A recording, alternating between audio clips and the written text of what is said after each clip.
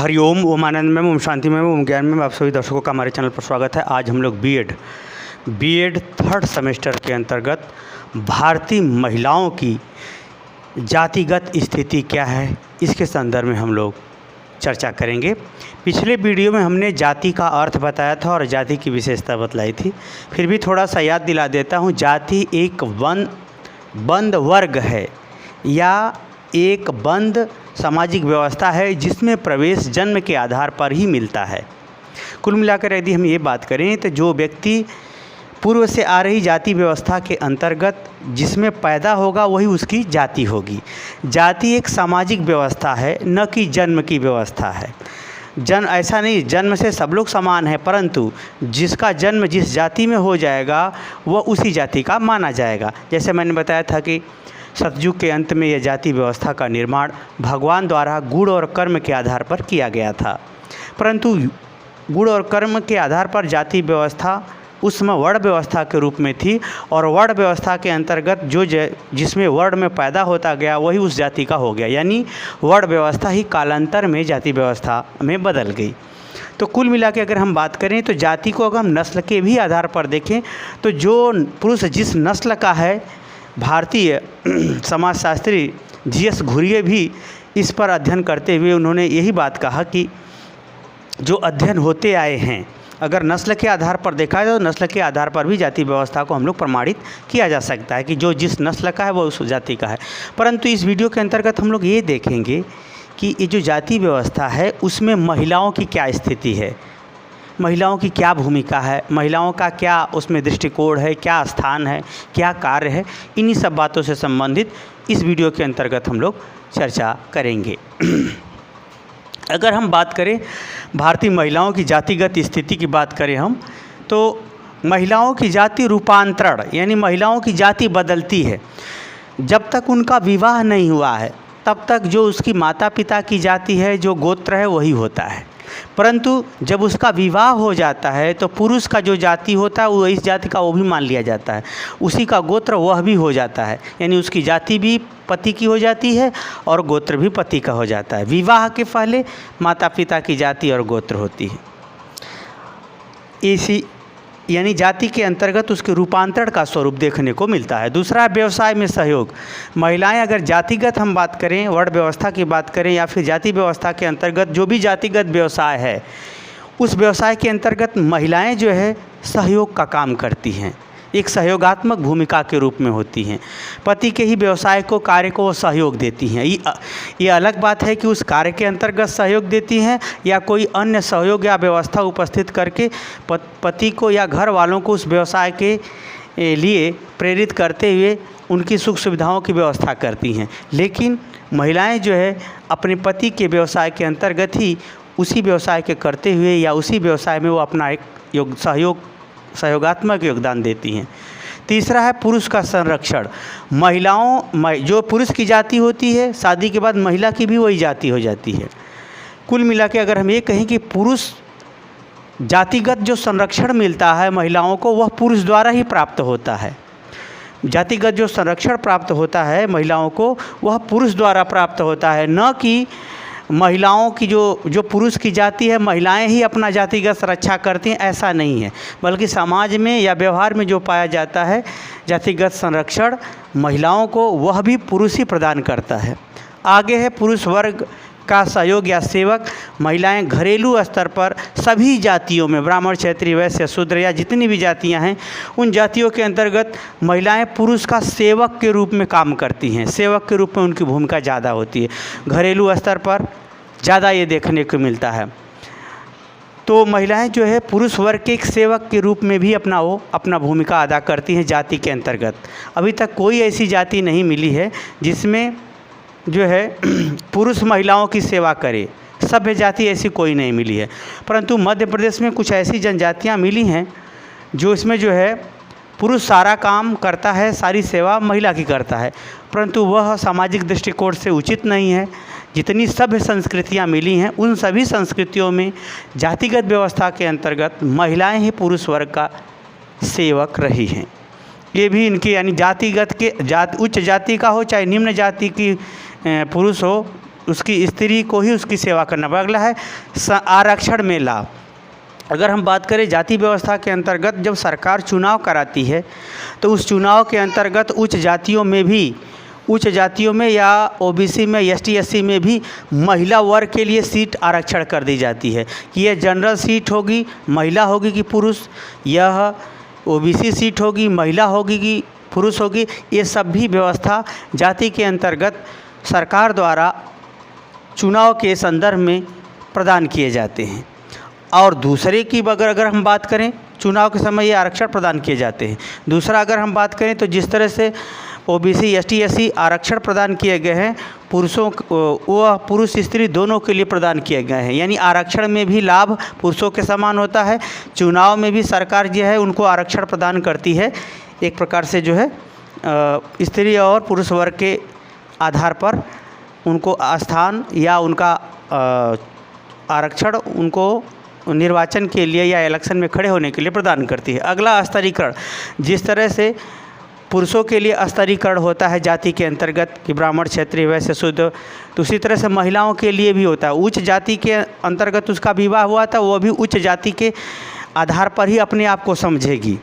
ब्राह्मण की पत्नी है तो वह उच्च स्तर की है, वैश्य शूद्र की पत्नी है तो वह निम्न स्तर की है। तो इस प्रकार से जिस तरह से पुरुषों में जाति की भावना होती है, उच्च जाति, निम्न जाति, मध्यम जाति जो भी है, उसी तरह से महिलाओं में भी यह स्तरीकरण की प्रवृत्ति भारतीय समाज के अंतर्गत देखी जाती है। अगला है रूढ़िवादिता में कमी।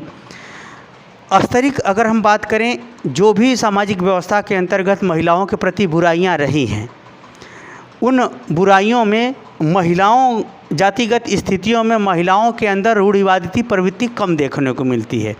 जितना पुरुष रूढ़िवादी प्रवृत्ति को बनाए रखने पर बल देता है, उतना महिलाएं नहीं देती हैं या उसको अस्वीकार करती हैं। ये अलग बात है कि वो अस्वीकार करने में कहाँ तक सफल होंगी। अगर हम बात करें रूढ़िवादी प्रवृत्ति क्या होता है, पुरुष का अनेक दृष्टिकोण होता है। गलत व्यवहार से लाभ उठाना या महिलाओं का जातिगत शोषण को बढ़ावा देना या जातिगत सामूहिक कमेंट करना, ये सब ज़्यादा होता है। लेकिन महिलाओं में ऐसी प्रवृत्तियाँ जातिगत स्थिति के अंतर्गत कम होती है। आगे संघर्ष एवं चेतना।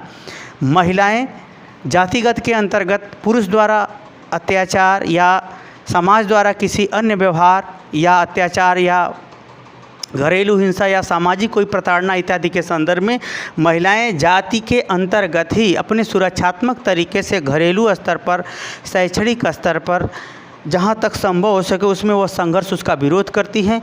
और महिलाएं अपने प्रति एक सभ्य ढंग से या व्यवहारिक ढंग से चेतना भी फैलाती हैं अपने सुरक्षा के लिए।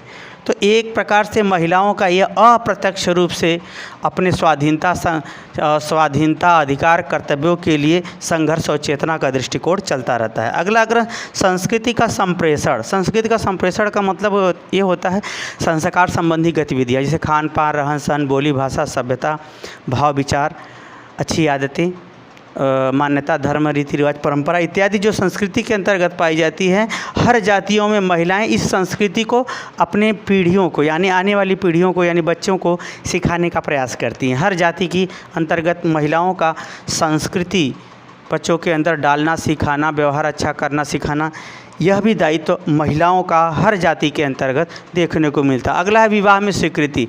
जैसे विवाह अगर हम बात करें, प्रजापत्य विवाह, जिसमें जो है महिला लड़की पक्ष और लड़का पक्ष दोनों मिल करके सामाजिक रूप से सहमति जताते हुए समाज की उपस्थिति में विवाह रचाते हैं, जो सामान्य रूप से विदेश में भी, भारत में भी बहुत अच्छा माना जाता है। उसे कहते हैं प्रजापत्य विवाह। प्रजापत्य विवाह के अंतर्गत अगर हम बात करें तो इसमें जातिगत स्वीकृति लड़के और लड़कियों दोनों को लेनी पड़ती है। लड़की वाला भी जब सहमत होगा जाति के अंतर्गत और लड़का भी सहमत होगा उस जाति के अंतर्गत, तभी विवाह की स्वीकृति मिलती है। यह भी एक वैवाहिक स्थिति के अंतर्गत देखी जाती है। अगला अगर हम बात करें मान्यता की प्रबलता। अगर हम जाति की बात करें तो जाति का जो एक स्तर है, जो व्यवसाय है, जो पहचान है, जो रुतबा है, जो क्रेडिट है, जो उनका एक व्यवसाय है, ये सब जो गतिविधियाँ हैं इसके प्रति महिलाएं ज़्यादा बल देती हैं, ज़्यादा उनके अंदर एक अहम की भावना होती है, प्रबलता होती है कि हम इस जाति के, हम इस जाति के हैं। ये अलग बात है कि छोटी जाति वाली महिलाएं ये सब बात नहीं करेंगी, लेकिन उच्च जाति की महिलाएं ये सब बातों का ज़्यादा ध्यान रखती हैं। यानी मान्यता का प्रबलता, यानी जातिगत जो मान्यताएँ हैं, धारणाएँ हैं, सोच समझ हैं, इस सब पर वो क्या करती हैं, ज़्यादा थोड़ा सा केयर करती हैं या ज़्यादा अपने उस ढंग का एटीट्यूड या दृष्टिकोण प्रदर्शित करती हैं। अगला है असंगठित। जितना पुरुष जाति को लेकर के संगठित होता है, अपना वर्चस्व की लड़ाई लड़ता है, उतना महिलाएं जाति को लेकर के ये सब बातें नहीं करती हैं। अर्थात उनके अंदर जातिगत संगठन महिलाओं के प्रति नहीं पाया जाता है, या इनका कोई ऐसा व्यवहार या दृष्टिकोण संगठित दृष्टिकोण से महिलाओं की जाति को लेकर के या उच्च जाति की महिलाओं को लेकर के या उच्च जाति के महिलाओं में ऐसा संगठित कोई सामाजिक संगठन या संस्थागत संगठन नहीं देखने को मिलता। हाँ, लेकिन अगर एक बात कहें कार्य के अंतर्गत वो लोग ग्रुप बना लेती हैं।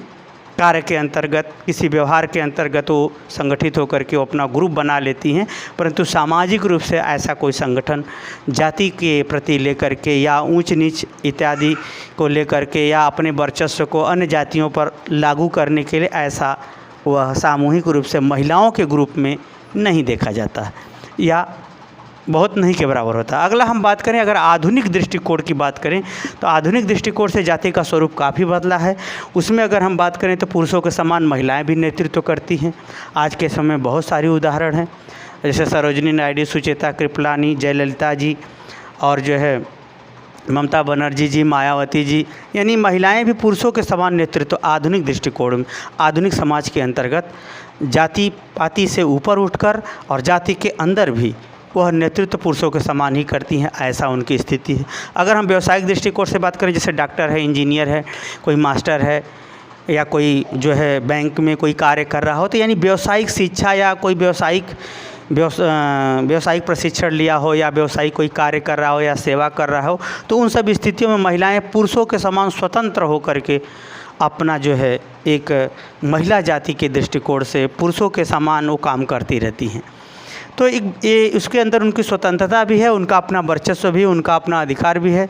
जो पुराने जातिगत मान्यताएं हैं उसमें उनकी कमी भी देखी जाती है, और एक प्रकार से मानवीय और वैज्ञानिक दृष्टिकोणों का उनके अंदर व्यवहार और विकास देखा जाता है। आगे हम बात करें प्रशासन में समानता, तो प्रशासनिक क्षेत्रों में अगर हम बात करें तो पुरुषों के समान ही महिलाएं भी अपना वर्चस्व रखती हैं, व्यवहार करती हैं, दायित्व उठाती हैं, चाहे वो IAS हो, चाहे PCS हो, चाहे वो प्रशासनिक क्षेत्र में अन्य कोई पदों पर हो, तो महिलाएं पुरुषों के समान ही अपना नेतृत्व, अपना नियंत्रण, न्यायवादी दृष्टिकोण, मानवीय दृष्टिकोण इत्यादि को अपनाते हुए वो अपना व्यवहार स्त्री जाति के अंतर्गत करती रहती हैं, पुरुषों के ही समान करती रहती है। तो इस प्रकार से आधुनिक और परंपरागत दृष्टिकोणों से जातिगत स्थितियों में महिलाओं की क्या भूमिका है, क्या स्थिति है, क्या कार्य है, क्या दृष्टिकोण है, क्या उनका एक मानसिक स्वरूप है, ये सब बातों पर हमने इस वीडियो के अंतर्गत चर्चा किया। तो मुझे उम्मीद है कि आप समझ गए होंगे भारतीय महिलाओं की जातिगत स्थिति क्या है। समझ गए हैं तो कमेंट बॉक्स में ज़रूर बताइए। साथ ही मेरे चैनल को लाइक शेयर सब्सक्राइब भी कीजिए। हरिओम।